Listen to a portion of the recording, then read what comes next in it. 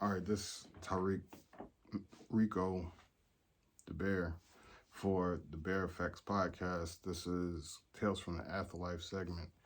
Catch us on YouTube at the Bear Effects podcast. Like, comment, subscribe, hit that thumbs up. Hit that notification button. Every time we put out new content, you'll get updated or a notification that there's new content out there. Check us out on IG. We got all the merchandise that'll be featured at the tattoo studio at the time of grand opening. I have plans on more merchandise, NFTs, wood burnings, glass engravings, all handmade. Some others novelty items, some of the smoke shop items, the t-shirts. You see the t-shirts back here. You see this is the staging area. I said that before. You see the tattoo bed back there. You see the podcast stuff. So, hit me up in the DM if you want to order something. But in this segment, I'm gonna be going over. I'm continuing. I don't remember 10 through 15, so this is gonna be like the last gun appearance cautionary tale. Kids, like, don't be like me. If you don't want to be like me, don't go to Club 226, and definitely don't chill with a guy named Vargas. Now that's from Showtime. I'm joking. Eddie Murphy. I don't know. It's a controversy. I love Showtime. I love Vampire in Brooklyn. Everybody else likes Norbit. I wasn't a big Norbit guy. I got to revisit Norbit because, I don't know, some cult classics, sidebar. You got to get into that, Jealousy with Ben Stiller. That is hilarious. And then it's a couple other joints out there, like cult classics. Them joints funny. Anyway. This was 2020, I'm gonna say.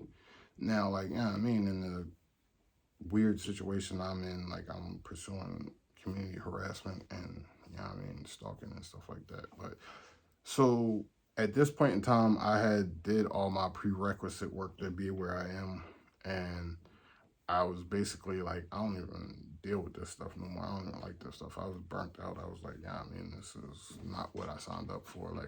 I'm a street dude. I'm a grimy dude, and this y'all pretend grimy, and I don't want to get any altercations. And that's not for everybody. I met some real cool people in the field, but it was just weird. It was just weird and has been weird. But it's more linked to the stuff I've been going through since the turn of the millennium, which is still weird and disheartening, but it is what it is. So I'm Ubering at this time. I'm driving Uber. I'm driving Lyft for real, but I always call it Uber for different reasons. And I'm out late night, and I'm chilling. I'm smoking my cigarette. I'm taking a break. I'm smoking my cigarette. I'm in Uptown Philly. And I'm chilling, and there's people outside. They I don't know. I think they talking shit, but I'm not real sure. But they mouthing off, and then they go into the storefront. So now I'm at this point, I'm I don't really care. I work too hard to get where I am, and it's not panning out. I grind from the bottom just to get to the bottom, and I'm I'm ready for whatever. I'm diplomacy out the window. I've developed a nice sort of diplomacy. I know I talked about the grime in the podcast. You could see the silliness and stuff like that. And at that point, it was diplomacy out the window. Anybody want it? I'm just running over dudes. Fortunately, nothing really popped off. But so then I go in the storefront to confront the people. Now, the funny thing is, for the last 5 years, where I feel like people were trying to provoke me into doing stuff. It's I don't want no trouble. I felt like a storefront owner at the time myself. I'm please, no trouble, no trouble. And I'm saying the whole time I'm being humble and cool. I got the shotgun behind the counter, and I could blow your head off. I just you don't want that explosion. Just leave it alone. Just be easy. And exit my storefront, exit my establishment. So, so But at this point in time, I'm like, I'm down for whatever. I'm like, all right, y'all don't know. Y'all don't know what it really is. I'm about to show you what it really is. I'm about to show you what it really is. So I go in there.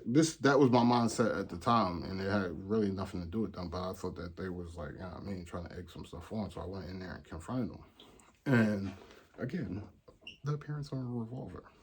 So just as chill as ever, like, I come in like, yo, like, is something up? Like, is somebody got a problem? Like, I thought somebody was having words outside and y'all came in. Like, what is it?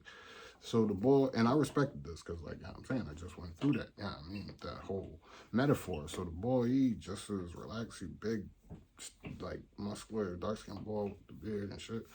And he just as easily, he sat back just like I was about to. He was like, reached in his pocket, put the joint on the counter, and was like, "No, ain't nothing here. We good, money, you good. Like, it's a place of business. We just chilling. Like, I'm like, all right, so no, it's not. Now, like at the same time, I'm joking with the no, it ain't nothing. But like that's how like I respected that. Like he didn't pop off. He didn't get rah. He was just like on some.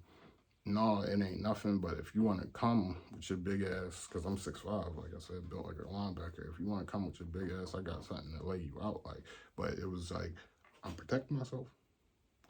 Don't start no trouble. And that's how I interpret it. And that was basically it as far as that situation. But like I said, that was in 2020. And basically the last time I seen the gun in appearance was back in like the turn of the millennium or 2001. Weirdly enough, in 2000, this is on a separate note, but on 2000, like the situation I'm still currently in, but I'm out of the streets, was originally revving up. And like I said, I'd be saying, like, at that point, my homie from my neighborhood moved to like a different neighborhood. And even when I first met them, they were like, we ain't never chill with no black people. Like, And I was the only boy out there. Like I said, my one homie moved out of the state. And then my other homie was locked up at the time. But so, like, when my homie came home, back to business as usual. Like, back to business as usual.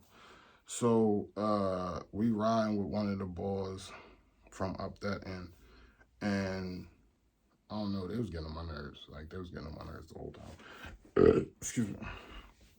And this is 2000, remember, so I'm 19. I'm 19, still grimy, still doing dumb stuff. So, like, and I went over this before, but off screen, and I'll get into that after this. Like, so we riding, and we went to one of the boys that my homie was serving, and he serves on whatever, and then he serves the boy that we riding with. And we were riding, and he served the boy we were riding with. We was hopping out the car to go see the other boy. And like, it wasn't really to me like a real robbery. It was just like I don't know, you doing a bunch of nut shit and you don't know what it is. Let me show you what it is. Let me educate you on what it is. And this is back in the day. This is back in the day. So we off 69th Street. We on the back block behind 69th Street when we getting out the car. So my homie gets out the car and I'm sitting behind the driver and I got the box cutter joint in my pocket. I pulled the box cutter out and put it to his neck, like boom, like, and I was basically on something like, I know what y'all nut ass niggas is doing. Stop, or is somebody really gonna get hurt? And he was scared shitless. I can't say I didn't. I seen him after that because I seen him after that. Even like I think in like 2001 or 2002. I guess that was, I don't know, but I know it was 2003, I think. My homie was locked up again, same boy. And he had rented 2 motel rooms, and we were like partying out of them joints. So it wasn't the last time I seen him, but the dumb stuff didn't stop neither. But I don't know, I thought that was a weird, so I put the joint to his neck, I said that shit, he was scared shitless. I took his reefer, I took his money, and then I exited the vehicle. And a parallel story to that, before I caught that case in 03, it was 2 different stories. So it's 2 different stories coming up. So this is after me and my ex got back from Florida, but I don't remember when. this is after me and my ex got back from Florida, but this was before my homie got locked up again, because at this point he was on the run.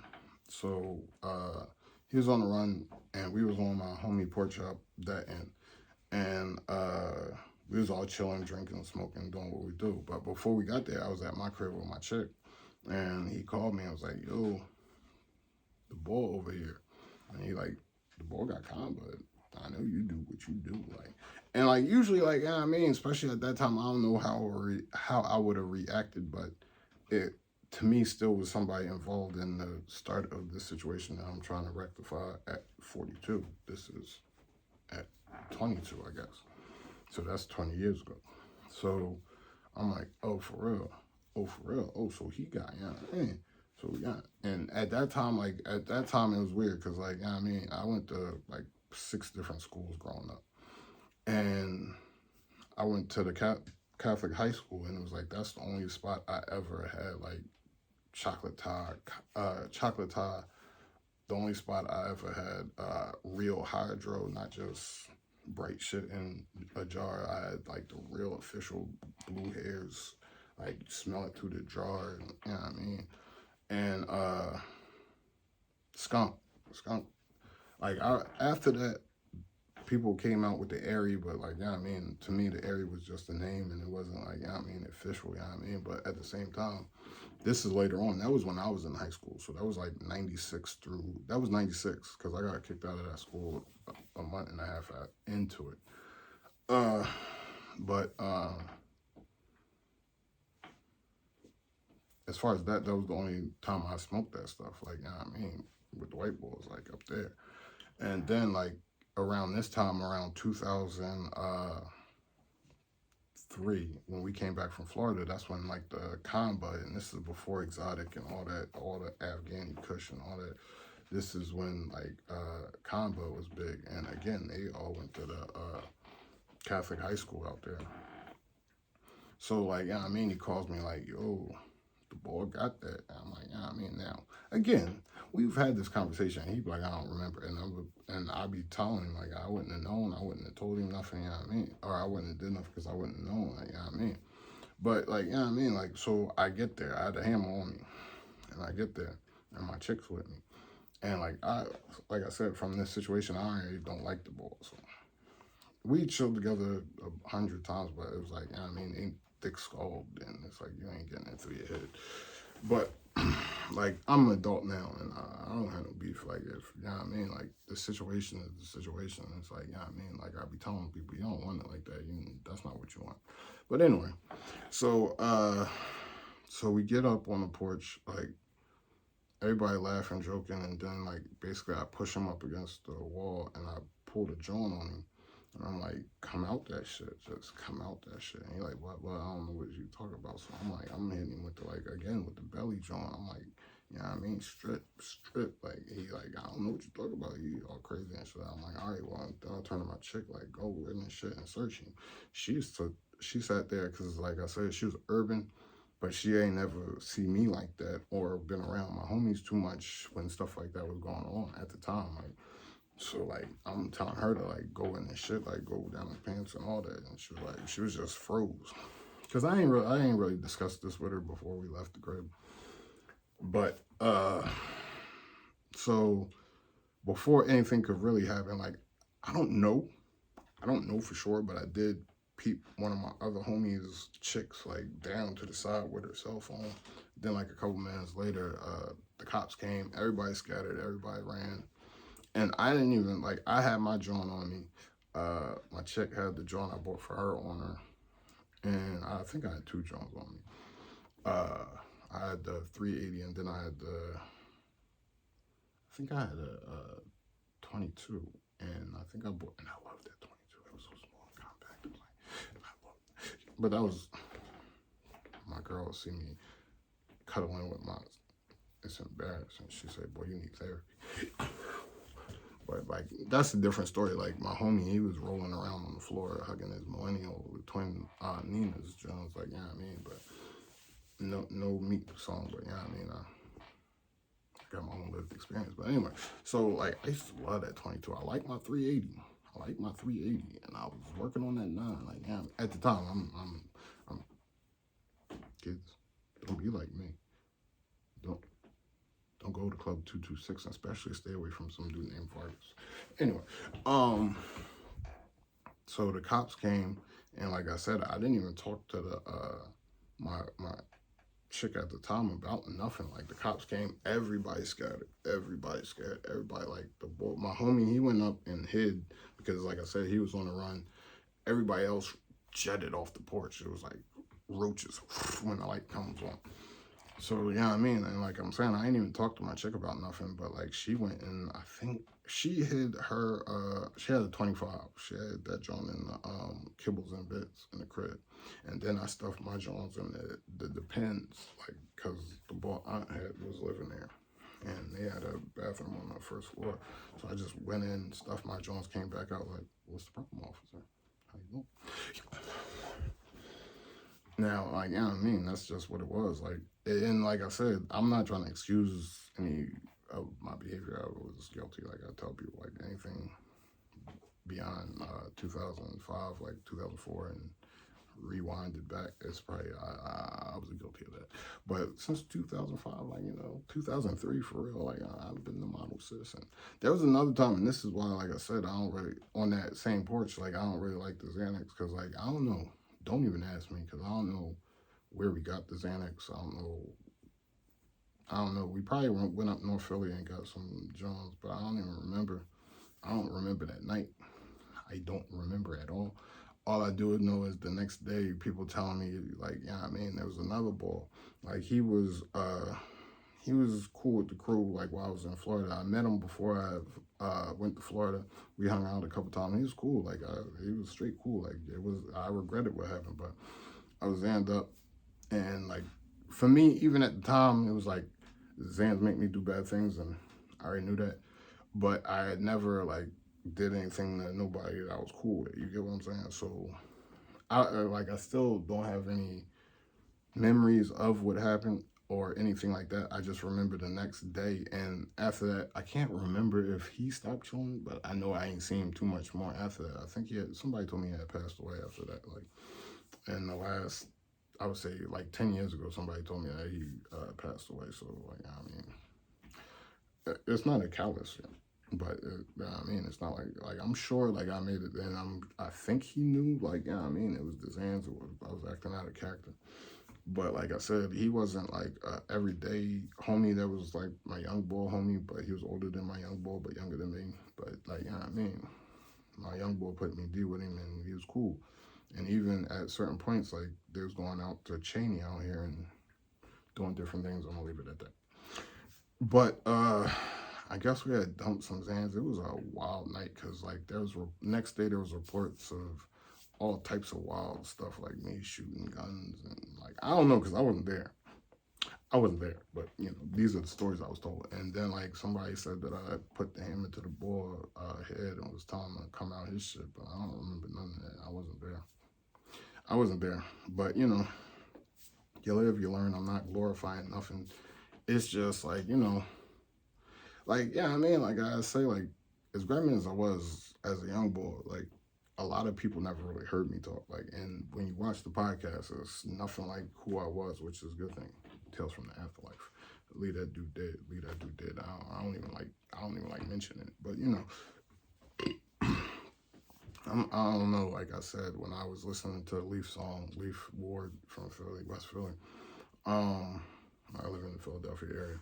I'm in Delaware County, but across the street. I'm hood adjacent, Anyway, so, cautionary tales, and and like I said, like, when it came to the Xanax, again, like, before then, because at that point I was like, I ain't messing with Xanax no more. And like I said, I was like 22 at the time. But before that, it was like, whenever I went up north with my homies, they'd be like, all right, we just go up north, we hit 52nd Street, get a 4-pack, 6-pack, and we chill. But for whatever reason, and still, I wasn't there. I just know that what happened when I woke up. I don't really know, but like, I mean, I go up there at a certain point in the day, grab, probably drunk the 4-pack on my way up there, hit the L, hit the sub, whatever, and grab some, dump them, and I was probably no more good before I hit the block, but all I knew is every time on a solo mission, I came home, and North ain't the place to be playing. Especially in the 90s, North ain't the place to be playing. North ain't the place to be playing now. Some people say, like it's craziness all over the city, but back then, North ain't the place to be playing. Like, now I'm hearing people say South ain't the place to be playing, but back then, like, North wasn't the place to be playing. So, like, I'd be up there, like I said, probably blacked out, already gone before I got the blues, the bars, whatever was out there, and I would dump them, and then it was really no rep. But then the next morning, every time I wake up with one foot on the floor, the other leg stretched out on my bed, and 5s, 10s, 1s, like all around me, and it'd be like more money than I went up there with. So like I joke. And I don't, as a drug and alcohol counselor now, like, I don't even think it's funny. Like, I don't even think it's funny. But for years, I would joke, like, I don't know if I strong-armed somebody. I don't know if I won it in a dice game or what. But I wake up with more money, and it's like, you know what I mean? And then, like I said, after it hit close to home, I was like, no more. Now, there was a time after that I'm not going to get into right now because the time running out. But maybe in the future segment, I'm going to come back for probably the final installment of these type of cautionary tales, tales from the afterlife, fully accredited therapist with lived experience. Like, you know what I mean, brother has lived,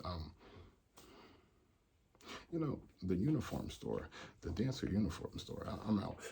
Like, comment, subscribe. DaBear Facts Podcast, DaBear Canvas Tattoo Studio on the way. Hit me up in them DMs for the merch. We out.